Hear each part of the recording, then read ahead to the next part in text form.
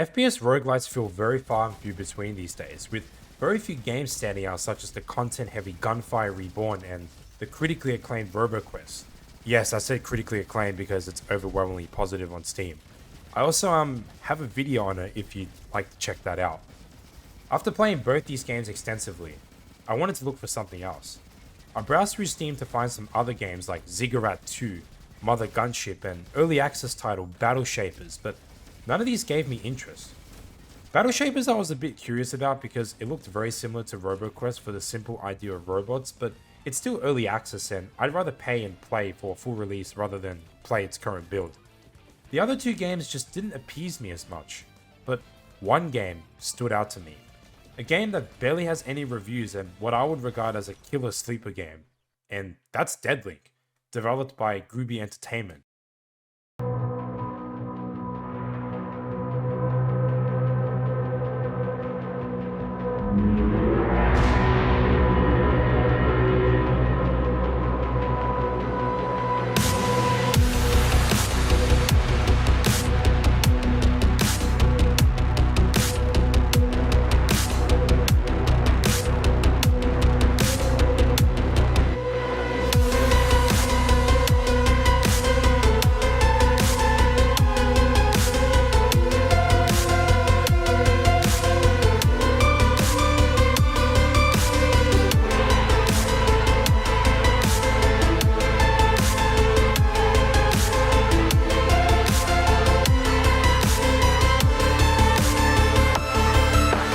Deadlink is an FPS that combines Doom and Cyberpunk with a Hades-style flair, more specifically the modern Doom games. Doom for its fast-paced movement, Cyberpunk for the world and universe, and Hades for its map and level design, putting the player into different combat arenas and fighting a range of enemies. Couple that with vertical progression, classes or shells as they call it, to pick from, and an array of weapons and items, and you've got yourself a well-rounded package that even has a demo which you can try before playing it. I can't remember the last game I played that even had a demo for you to try out. However, there's a lot more to it than meets the eye with all these things in mind, and I like to talk about what makes Deadlink special as well as a few caveats and problems I have with it. I also just found out while making this video that the game finally launched on consoles, so I hope that this can grasp to that audience and you're able to make your own judgment from watching my review. If you enjoyed the video, like and subscribe and notifications turned on for more gaming content. Let's get into it, shall we? I was going to make my own section for the story of Deadlink, but since these games are more about the gameplay and I couldn't quite get myself to care for it, I'll just give you a quick summary. You play as an agent recruited by an agency to take down rogue corporations the only way they know how, through the use of simulations, which is pretty much shown to you from the moment you start a run as the world is seemingly being generated before you. There's a group of characters who will be navigating and taking control of different runs throughout the game, and I have to commend Groovy for giving each of them a purpose outside of those hub conversations. It really adds immersion to the game and makes it feel like these people are counting on you, since they strive for your very success while also providing subtle backstory and details of the areas you go to. I also did enjoy the cutscenes after completing each run, which is nothing special other than something sinister going on, since most of it is just build up for what your character really is by the end, and there isn't anything extra to take from it since the game just resumes like normal afterwards. I didn't really pay attention to the different companies or factions you fight throughout the game, but they're enough to be considered a rogue corporation since the characters like to stress every so often that said people are bad and said people need to be punished. That's pretty much everything I got from Deadlink's story, but who plays these games for the story? There's also the codex to read over if you'd like to know more about the enemies you'll be facing. Deadlink has 4 different classes or combat shells, each having a unique and distinct playstyle that makes them different from one another. Each class has a unique weapon and 2 abilities that can be upgraded for further and better use as well. The soldier is the very first combat shell you'll start the game with and is simple and easy to pick up. They come with a pump action shotgun and a rocket launcher as their starting weapons and have a grappling hook for its first ability which allows them to grapple around the map. The hook is handy for marking enemies, and I may as well go over that now while I'm briefly mentioning it because it's a core mechanic for uptime. Marking enemies is essential for success, which is shown by an enemy lighting up like a television scrambling signal screen, and upon killing them, they'll drop shields and ammo. Since shields aren't regenerative in Deadlink, you'll have to make the shields yourself, and it's a matter of making use of your abilities and grenades to constantly mark enemies and keep gathering shields to keep yourself alive. It's also a great habit to pay attention to your shields every so often to check if you need to mark or not, but the more enemies you can mark, the easier the game becomes.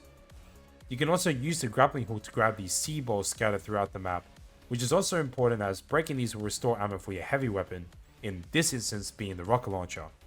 Unlike primary weapons which never run out, heavy weapons do have limited ammo to make up for their power, and it's always good to keep these stocked up whenever you can.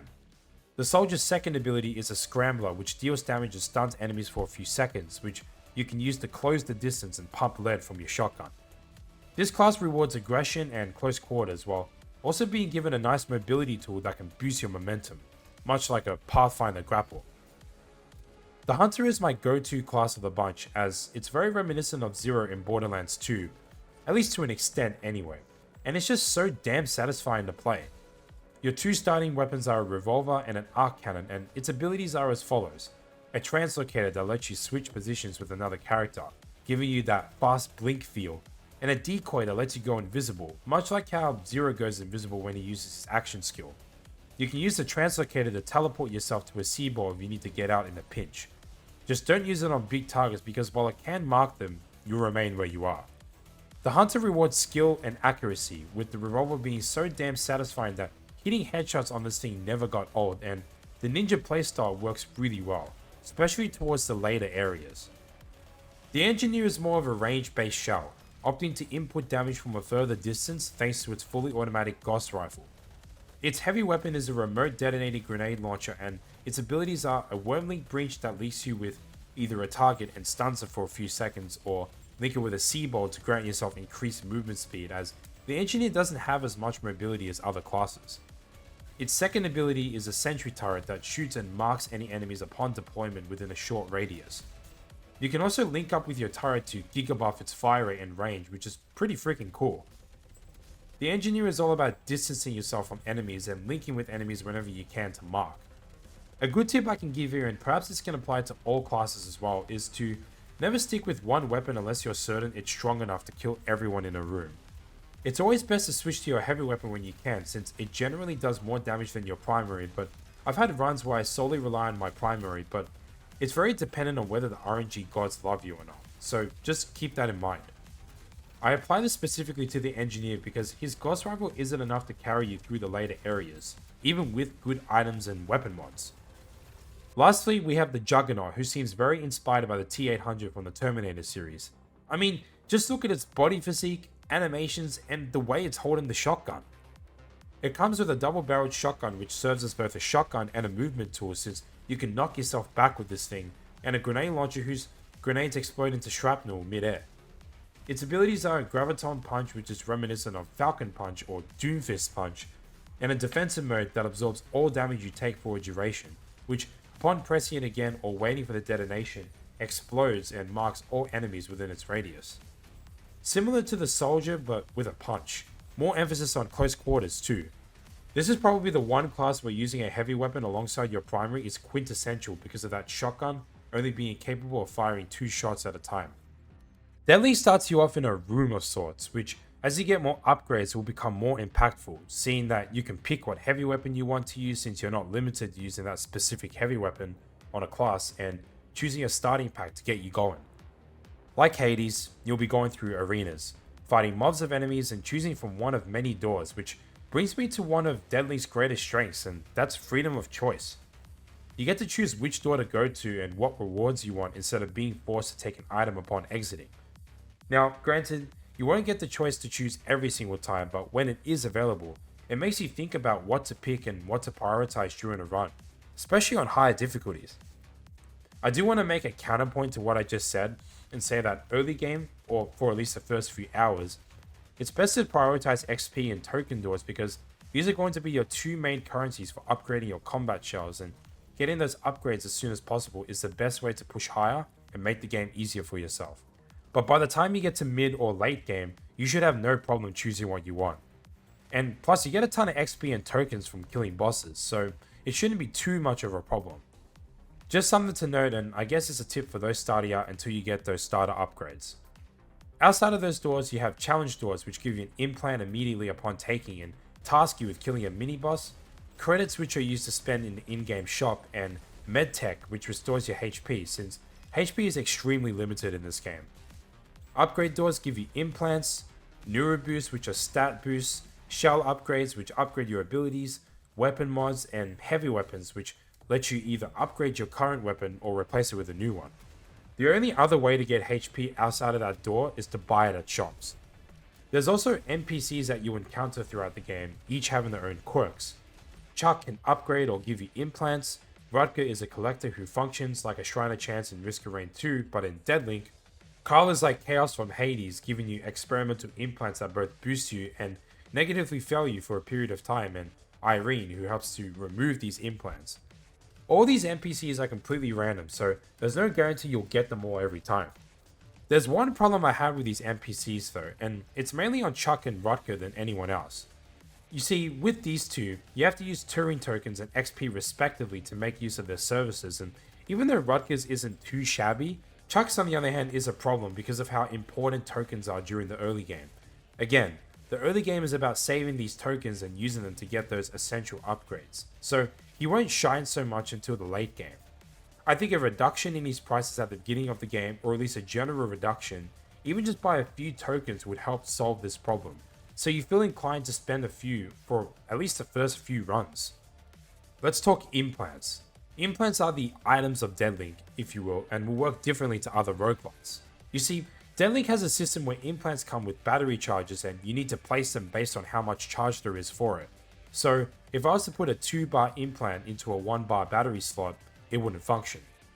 You're able to slot bar implants into 2 or 3 bar slots, as long as it's below the required battery bars. Each implant has an active and passive bonus and gives you flexibility as to where to put these implants. There's also implants you can find which only give passive bonuses and don't cost any batteries to use them. You can also upgrade these to boost their stats.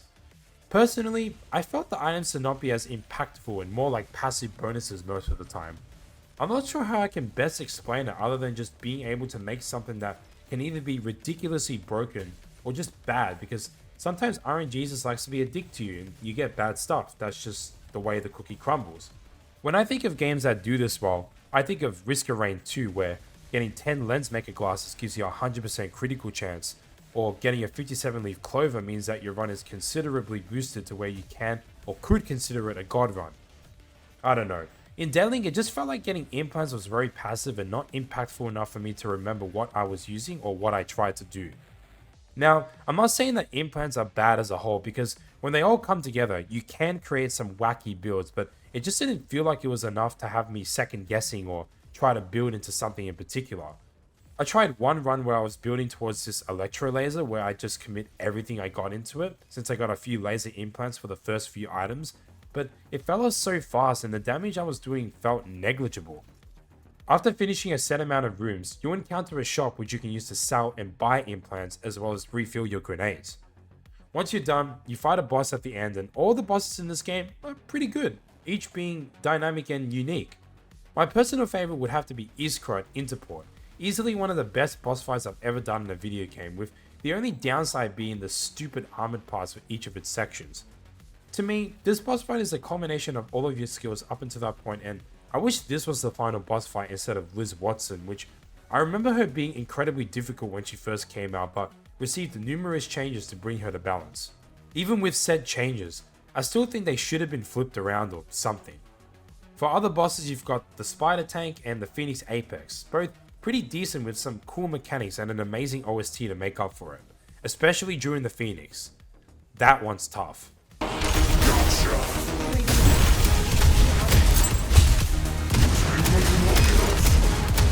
Upon completing your runs, you'll return to the hub where you'll be able to talk to different characters, but most importantly, upgrade your combat shells.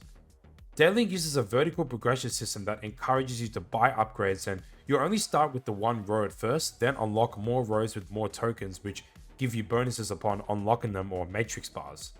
You've also got hexagons on top which, as you continue buying upgrades, will give you bonuses such as starting with more credits, damage versus marked enemies, shields, and HP. You can also unlock those shell upgrades I mentioned before here as unlockables during a run, and the game does show this to you before buying it. Some of these are a bit pricey though and will require a bit of grinding to get these, but they're definitely worth the price, like having an additional life. Weapons in this game can be kitted out with weapon mods or changed with different elements, as each heavy weapon has 4 variants. The standard version that a shell starts off with, then fire, corrosive, and shock, all having unique properties and uses. It's not just the same gun with elemental bullets, and I have to give Groovy Entertainment props for making each of these weapons stand out. Sort of reminded me of Borderlands a bit. They also have rarities which come in rare and legendary, with each rarity adding a unique modifier to the weapon. Primary weapons on the other hand have modifications such as fire rate, reload speed, and having set elemental bullets, just to name a few. This helps to keep the weapon strong and powerful throughout the run, and depending on what element you have, you may be able to make them work with implants as well. Deadlink's level design is tight and crisp, much like Hades is. It's pretty much Hades but in first person. On top of the enemies, each of the arenas has its own share of drops and supplies that you can pick up, much like in Doom, such as temporary shields and ammo. The Yakuza Neon City streets were pretty and somewhat derelict at times, highlighting those porous cyberpunk areas where the streets are just littered with trash and pretty lights as a result of the Yakuza working in these dark areas. The Watts Rocket facility is your standard biomedical facility which sports these heavy PMC soldiers and is a lot tighter than the Yakuza streets. Interport is where it gets interesting because the inhabitants here worship the Iskra machine and they're meant to be clinically insane because of their implants and bionic cyberware, which, according to the agency, deems them as killable.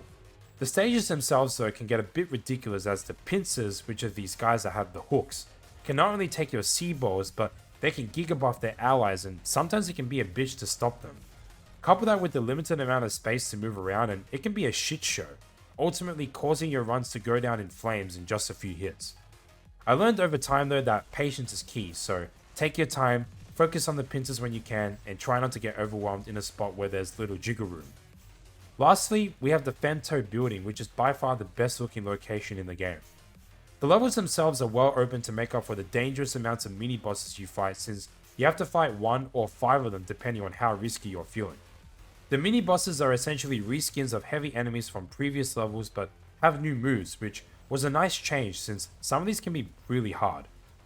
Outside of Interport, every level felt good, fun, and fair with plenty of wiggle room to continuously move around. Deadlink can become very repetitive at times, particularly when you reach around the end game. Repetitive in a way that not much really changes with each run. You kill enemies, you pick your implants, you choose different doors that lead to more enemies, you kill bosses, you talk to NPCs, rinse, repeat. There's like only 2 random events that can occur, which are destroying these corrupted C-balls and surviving for like 45 seconds, but that's it. There needs to be more random events or some way to juice up the runs and make them feel different. I didn't quite understand it at first, but after playing my last soldier run to get footage for the video, which was by around the 20-hour mark, I was pretty much done and bored of the game. I didn't even bother to play the Horde mode and the new time trial that came out because of how bored I got. I think it may have mostly been because I played the game for like 4 or 5 hours 2 days in a row, so maybe playing in shorter doses could have helped with this. Performance was buttery smooth and having DLSS in a game like this really helped with that. I didn't notice any performance dips or heavy frame rate drops. I only adjusted shadow quality because shadows kill your frames. When you unlock Neuromancy, which is the game's final difficulty, I would recommend not playing it until you have a good amount of upgrades and are confident enough because this difficulty is tough and not easy. At times I thought of it to be completely unbalanced due to the amount of bullshit I died to, and it defeated me so badly that I didn't want to do anything after a few tries. The next day, I took it like a man and completed my first Neuromancy run on Engineer and I was proud of it. So to anyone who struggles with this difficulty, just keep playing and you'll get better. Trust me. If not, Deep Dive is good enough, because outside of damage and health scaling, the only difference is the rewards you get. Deadlink has an incredible gameplay loop and fun progression system that makes it stand out amongst its competitors. In fact, I think the gameplay is peak here out of the other games out there. Despite some problems I have, I still highly recommend that you give it a try, especially for those who want that Doom fix but don't want to play Doom. It's incredible at what it does, has a great soundtrack to back it up, and the dynamic is fun enough to where you'll feel right at home. The difficulty settings give ease of accessibility and the game looks and runs great. I'd also serve it as a good alternative to those who are bored of Gunfire or RoboQuest and want to try something different. If you made it to the end of the video, thanks for watching. If I missed anything, comment down below. I'll have more coming to you soon. Peace.